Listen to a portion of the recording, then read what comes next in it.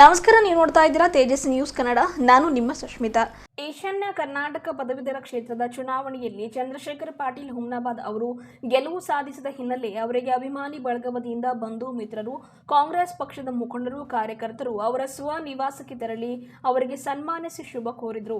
ಕಾಂಗ್ರೆಸ್ನ ಚಂದ್ರಶೇಖರ್ ಪಾಟೀಲ್ ಅವರು ಪ್ರಥಮ ಹಾಗೂ ದ್ವಿತೀಯ ಪ್ರಾಶಸ್ತ್ಯದ ಮತ ಎಣಿಕೆಯಲ್ಲಿ ಸರಿಸುಮಾರು 47,472 ಮತಗಳನ್ನು ಪಡೆದು 4,856 ಮತಗಳ ಅಂತರದಿಂದ ಗೆಲುವು ಸಾಧಿಸುವ ಮೂಲಕ ಪುನರ್ ಆಯ್ಕೆಯಾಗಿದ್ದಾರೆ. ಸನ್ಮಾನ ಸ್ವೀಕರಿಸಿ ಚಂದ್ರಶೇಖರ್ ಪಾಟೀಲ್ ಅವರು ಮಾತನಾಡಿ, ಗ್ಯಾರಂಟಿ ಯೋಜನೆ ಮುಖ್ಯವಾಗಿ ಈ ಬಾರಿ ಬಹಳ ಸಹಕಾರಿಯಾಗಿದೆ. ಕಾಂಗ್ರೆಸ್ ಪಕ್ಷದ ಮುಖಂಡರು, ಕಾರ್ಯಕರ್ತರು ಒಗ್ಗಟ್ಟಾಗಿ ನನ್ನ ಪರ ಕೆಲಸ ಮಾಡಿದ್ದರಿಂದ ಗೆಲುವು ಸಾಧ್ಯವಾಗಿದೆ. ಹಾಗಾಗಿ ಎರಡನೇ ಅವಧಿಗೆ ಜನಸೇವೆಗೆ ಅವಕಾಶ ಕಲ್ಪಿಸಿದ ಎಲ್ಲಾ ಪದವೀಧರರಿಗೂ ಕೃತಜ್ಞತೆ ಸಲ್ಲಿಸಿದರು. ಪದವೀಧರರ ಸಮಸ್ಯೆಗಳಿಗೆ ಸ್ಪಂದಿಸುವುದಾಗಿ, ಅವರುಗಳ ನಾನಾ ಬೇಡಿಕೆ ಈಡೇರಿಕೆಗಾಗಿ ಶ್ರಮ ಪಡುವುದಾಗಿ, ಅತಿ ಮುಖ್ಯವಾಗಿ 371J ಅನುಷ್ಠಾನಕ್ಕೆ ಹಾಗೂ ಹಳೆ ಪಿಂಚಣಿ ಯೋಜನೆ ಮರು ಜಾರಿ ಸೇರಿದಂತೆ ಪದವೀಧರರ ಏಳಿಗೆಗಾಗಿ ಸರ್ಕಾರದ ಮೇಲೆ ಪರಿಣಾಮಕಾರಿಯಾಗಿ ಒತ್ತಡ ಹೇರಿ ಪ್ರಗತಿ ಮಾಡುವುದಾಗಿ ಈ ಮೂಲಕ ಭರವಸೆಯನ್ನು ವ್ಯಕ್ತಪಡಿಸಿದರು. ಇದೇ ಸಂದರ್ಭದಲ್ಲಿ ಎಂಎಲ್ಸಿ ಭೀಮರಾವ್ ಪಾಟೀಲ್, ಅಭಿಷೇಕ್ ಪಾಟೀಲ್ ಸೇರಿದಂತೆ ಪಕ್ಷದ ಕಾರ್ಯಕರ್ತರು, ಮುಖಂಡರು ಉಪಸ್ಥಿತರಿದ್ದರು. ನನ್ನ ಗೆಲುವಲ್ಲ, ಇದು ಕಲ್ಯಾಣ ಕರ್ನಾಟಕ ಎಲ್ಲ ಪದವೀಧರ ಶಿಕ್ಷಕರ ಗೆಲುವು. ತಮಗೆಲ್ಲ ಗೊತ್ತಿದ್ದಂಗೆ 2018ರಲ್ಲಿ ನಾನು ಮೊದಲನೇ ಚುನಾವಣೆಯಲ್ಲಿ ವಿಜಯ ಆದ. ಅವ 321 ಮತವನ್ನು ತಗೊಂಡು ಗೆದ್ದಿದ್ದೇನೆ. ಈ ಸರ್ತಿ 5,500 ಮತವನ್ನು ತಗೊಂಡು ಗೆದ್ದಿದ್ದೀನಿ. 2018ರಲ್ಲಿ ನಾನು ಅವಾಗ BJP ಗೌರ್ಮೆಂಟ್ ಇತ್ತು. ಇವಾಗ ಕರ್ನಾಟಕದಲ್ಲಿ ನಮ್ಮ ಕಾಂಗ್ರೆಸ್ ಪಕ್ಷ, ಇವಾಗ ನಮ್ಮ AICC ಅಧ್ಯಕ್ಷರಾದ ಮಲ್ಲಿಕಾರ್ಜುನ ಖರ್ಗೆಜಿಯವರು 371 ಜಾರಿ ಮಾಡಿಕೊಡಲಿ 10 ವರ್ಷದಲ್ಲಿ ದಶಕಾಲದಲ್ಲಿ ತಾವು ನೋಡ್ತಾ ಇದ್ದರೆ ಎಷ್ಟು ಡೆವಲಪ್ಮೆಂಟ್ ಆಗಿದೆ.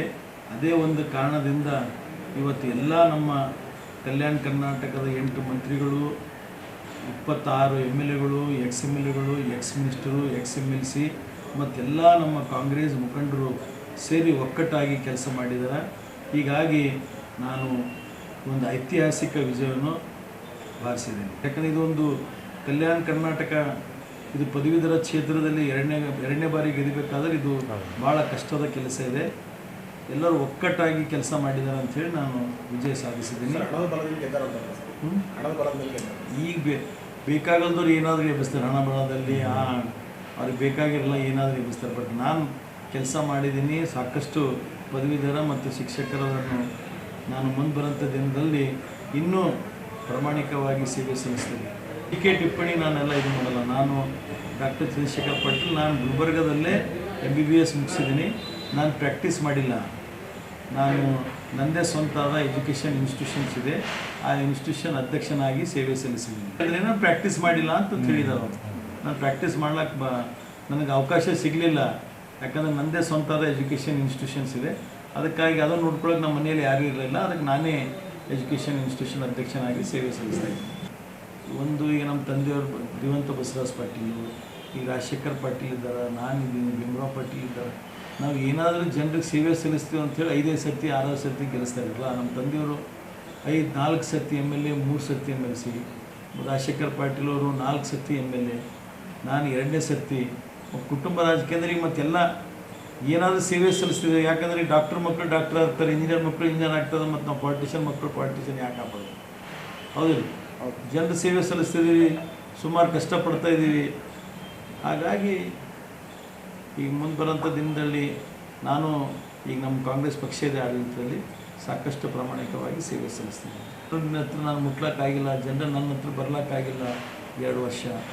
ಅದಾದ ನಂತರ ಈಗ ನಮ್ಮ ಕರ್ನಾಟಕದಲ್ಲಿದೆ. ಈಗ ಆದಷ್ಟು ಈ ನಮ್ಮ ಗೌರ್ಮೆಂಟ್ ಇದೆ, ನಾನು ಆದಷ್ಟು ಕೆಲಸ ಮಾಡಿ ನನ್ನ ಜನರು, ಯಾಕಂದರೆ ಇವತ್ತು ನನಗೆ 2ನೇ ಸರ್ತಿ ಜನರು ಗೆಲ್ಲಿಸಿದ್ದಾರೆ ಅಂದ್ರೆ ಅವರಿಗೆ ತುಂಬ ಹೃದಯ ಧನ್ಯವಾದ ಹೇಳ್ತೀನಿ. ಅವರಿಗೆ ನಾನು ಚಿರನರಿ ಆಗಿ ಸೇವೆ ಸಲ್ಲಿಸ್ತೀನಿ ಅಂಥೇಳಿ ಮಧ್ಯಾಹ್ನ ಹತ್ರ ಹೇಳ್ಬೋದು. ಈಗ ನಮ್ಮ ಹತ್ರಕ್ಕೆ ಎಲ್ಲ ಬಂದಿದ್ದಾರಲ್ಲ, ಇವಾಗ ನೋಡಿ ಎಲ್ಲ ಮಿನಿಸ್ಟರು ಅವ್ರವ್ರ ಏರಿಯಾದಲ್ಲಿ MLAಗಳು ಸಾಕಷ್ಟು ಈ ನಮ್ಮ ಗುಲ್ಬರ್ಗ, ಬೀದರ್ ಎಲ್ಲ ಫಂಕ್ಷನ್ ಮಾಡಿದ್ದಾರೆ. ಬಟ್ BJP ಥರ ನಮ್ಮದೇ ಕ್ಯಾಂಪೇನಿಂಗ್ ಬೇರೆ, ಅವ್ರದ್ದೇ ಕ್ಯಾಂಪೇನಿಂಗ್ ಬೇರೆ. ಹಾಗಾಗಿ ತಾವು ನೋಡ್ತಾ ಇದ್ರಲ್ಲ, ನಮ್ಮಲ್ಲೂ ಎಲ್ಲ ಕಡೆ ಹಳ್ಳಿ ನಮ್ಮ, ಯಾಕಂದರೆ ಈ ಕಲ್ಯಾಣ ಕರ್ನಾಟಕದಲ್ಲಿ 41 ತಾಲೂಕು ಬರುತ್ತೆ. ಹಾಗಾಗಿ ನಮ್ಮ ಹತ್ರ ಎಲ್ಲ ಜನರು ಕೂಡಿ BJPಗಿಂತ ಚೆನ್ನಾಗಿ ಕೆಲಸ ಮಾಡಿದ್ದಾರೆ ಒಕ್ಕಟ್ಟಾಗಿ, ಹಾಗಾಗಿ ನಾನು ವಿಜಯ ಸಾಧಿಸಿದ್ದೇನೆ. ಇದರಲ್ಲೂ ಮತ್ತೆಲ್ಲ ನಮ್ಮದು ಗ್ರ್ಯಾಜುಯೇಟ್ ಕಾನ್ಶಿಯಸ್ ಗ್ರ್ಯಾಜುಯೇಟಲ್ಲಿ ಡಾಕ್ಟರ್ಸ್ ಇರ್ತಾರೆ, ಇಂಜಿನಿಯರ್ಸ್ ಇರ್ತಾರೆ, ಸಾಕಷ್ಟು ಪದವೀಧರರು ಇರ್ತಾರೆ, ಮತ್ತು ಅವರು ಇದರಲ್ಲೆಲ್ಲ ತೊಗೊಳ್ತಾ ಇದ್ದಾರಲ್ಲ. ಈಗ ಯುವ ನಿಧಿ ಇದೆ, ಅನ್ನಭಾಗ್ಯ ಇದೆ, ಎಲ್ಲ ಭಾಗ್ಯಗಳು ಮತ್ತು ಗ್ರ್ಯಾಜುಯೇಟ್ಸ್ನು ತೊಗೋತಾ ಇದ್ದಾರೆ.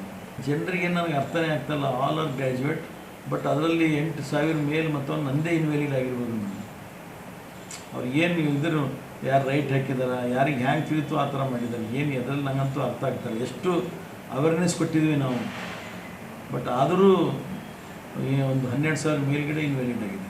ಲಾಸ್ಟ್ ಟೈಮು ಅದು ಆಗ್ತಾನೇ ಇರುತ್ತೆ.